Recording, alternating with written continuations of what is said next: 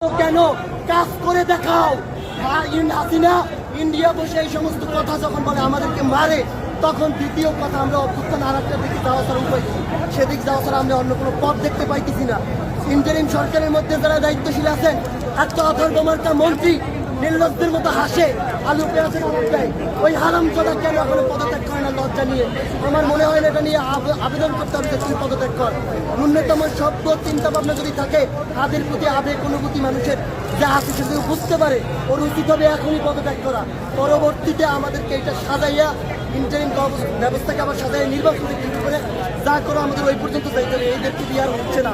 আমাদের হয়তো রাস্তায় ঘরে বসে মারবে, নয়তো হাতির মতো রাস্তায় মারাতে আর কি উপায়?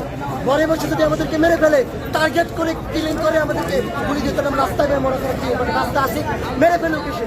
আওয়ামী লীগ আসে, তারা আওয়ামী লীগের দোষর, যারা মিডিয়ায় বসে এখনো ওদের পক্ষে মত উৎপাদন করে তারা